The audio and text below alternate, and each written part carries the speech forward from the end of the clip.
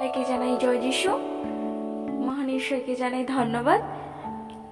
মহান ঈশ্বর আমাকে আরো একটি দিনে ঈশ্বরের পবিত্র জীবন্ত ও জীবিত বাক্য নিয়ে আসার জন্য সুযোগ করে দিয়েছেন। আমাকে ভালো রেখেছেন, সুস্থ রেখেছেন।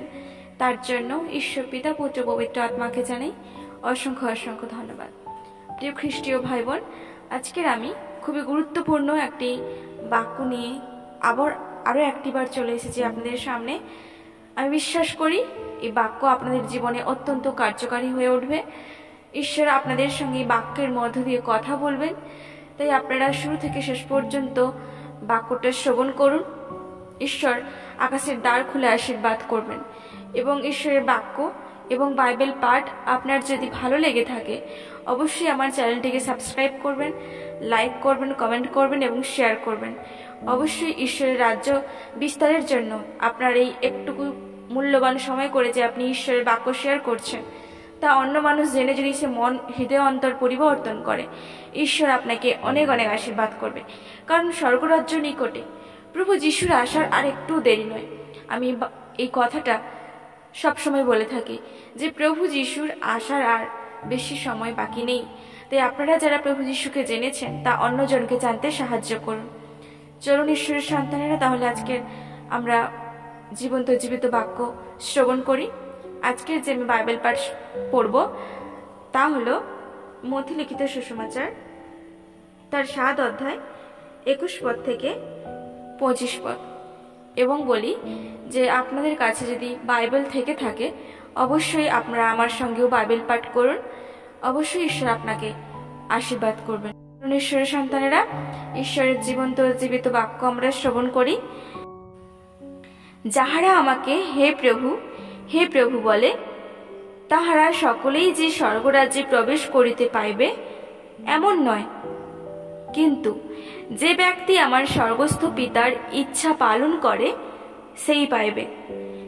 সেই দিন অনেকে আমাকে বলিবে, হে প্রভু, আপনার নামেই কি আমরা কি ভাববাণী বলি নাই?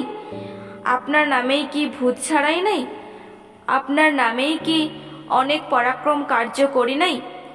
তখন আমি তাহাদিগকে স্পষ্টই বলিব, আমি কখনো তোমাদিগকে জানি না। হে অধর্মচারীরা, আমার নিকট হইতে দূর হও।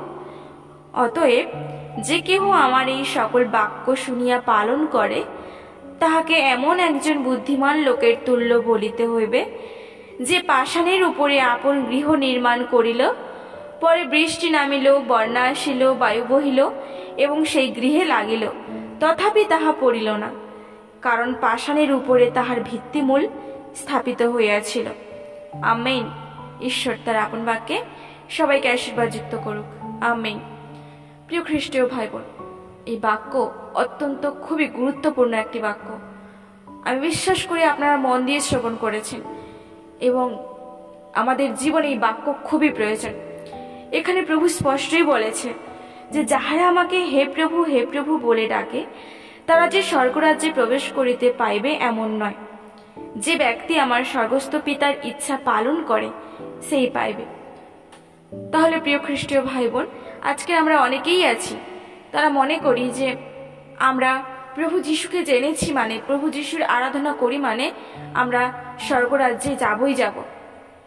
তা কিন্তু নয়। আমাদের আগে দেখতে হবে যে আমরা কিভাবে ঈশ্বরের বাক্য মেনে চলছি, কিভাবে পিতার কথা আমরা মেনে চলছি। আমরা যদি প্রভুকে ভালোবাসি অথচ এখনো পর্যন্ত পাপের মধ্যে ডুবে আছি, এখনো পর্যন্ত ঈশ্বরের বাক্য মেনে চলছি না, সেই সমস্ত খারাপ গুণগুলো আমাদের মধ্যে আছে, সেই জগতের মধ্যে আমরা জগতের গানের মধ্যে, বাজে বাজে গানের মধ্যে ডান্স করছি, পার্টি করছি, সেই মূর্তি পূজার সামনে মদ খেয়ে নাচানাচি করছি, কারোর সঙ্গে দলাদলি করছি, ঝগড়াঝাটি করছি। এখনো পর্যন্ত প্রভু যিশুকে জেনেও যারা এরকম কাজ এখনো পর্যন্ত করছি, অথচ তারা মুখে প্রার্থনার সময় হে প্রভু বলছে, তারা কিন্তু স্বর্গরাজ্যে যেতে পারবে না। এবং ঈশ্বরের বাক্যে বলেছে, সেই দিন অনেকে আমাকে বলিবে, হে প্রভু, আপনার নামেই কি আমরা ভাববাণী বলি নাই? আপনার নামেই কি আমরা ভূত ছাড়াই নাই? প্রিয় খ্রিস্টীয় ভাই বোন, প্রভু যিশুকে যারা জেনেছে, আমাদের ঈশ্বর প্রভু যিশুর নাম এমনই একটা মধুর নাম যে আমরা হয়তো জগতের পূজা করছি, হয়তো মূর্তি পূজা করছি, মূর্তি পূজা করার সত্ত্বেও যারা যারা ঈশ্বরকে ডাকছি, প্রভু যিশুকে ডাকছি, তারা কিন্তু সুস্থ হচ্ছি। যে মূর্তি পূজা করছি মানে যে আমরা প্রভু যিশুকে ডাকছি বলে আমরা সুস্থ হতে পারছি না, আমরা কিন্তু সুস্থ হতে পারছি। কিন্তু প্রিয় খ্রিস্টীয় ভাই বোন, আমরা কিন্তু অনন্ত জীবন পাবো না, কখনোই আমরা স্বর্গরাজ্যে পৌঁছতে পারবো না।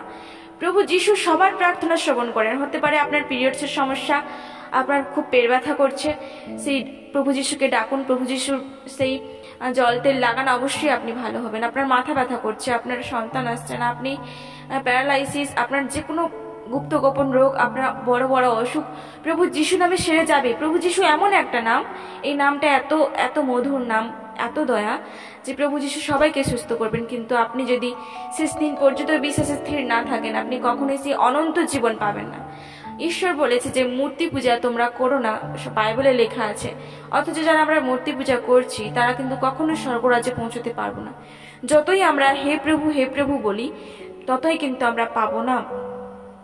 কারণ ঈশ্বর তার বাক্যে বলে দিয়েছে যে তোমরা যতই আমাকে হে প্রভু বলো, তোমরা কিন্তু সবাই স্বর্গরাজ্যে পৌঁছতে পারবে না। কারা স্বর্গরাজ্যে পৌঁছতে পারবেন? যারা স্বর্গস্থ পিতার ইচ্ছা সকল পালন করিবে, তারাই স্বর্গরাজ্যে পৌঁছতে পারবে। তাহলে প্রিয় খ্রিস্টীয় ভাই বোন, আমি আপনাদেরকেই বলছি, আমরা কি তাহলে প্রভু যিশুর ইচ্ছা সকল পালন করছি, নাকি এখনো পর্যন্ত সেই আমরা পাপের মধ্যে জীবনযাপন করছি? যদি আজকের পর্যন্ত পাপের মধ্যে জীবনযাপন করে থাকি, সেই আজকের এই বাক্য শ্রবণ করার পর আপনি সেই পাপ জীবন থেকে বেরিয়ে আসুন, নিজের জীবনকে পরিবর্তন করুন, সঠিক পথে পরিচালিত হন। দেখবেন সর্বদা সব জীবনের সর্বসময়ে ঈশ্বর আপনার হস্তকে শক্ত করে ধরে আছেন। ঈশ্বর তার বাক্যে বলেছে যে আমি তোমার সঙ্গে সঙ্গে আছি, তোমরা ভয় করিও না। তাহলে কিসের এত ভয়? ঈশ্বর বাক্যে বলেছে যে তুমি বিশ্বাস করো, ঈশ্বরের মহিমা দেখিতে পাইবে। তাহলে কেন আমরা ভয় পাবো? কেন আমরা দুর্বল হয়ে পড়বো? অকস্মাৎ কোনো বিপদে এলে কেন আমরা সেই বিপদ দেখে ভয় পেয়ে যাব? আমরা ভয় পাবো না। যদি আমরা সঠিক পথে থাকি, ঈশ্বর সর্বদা আমাদের সঙ্গে থাকবে।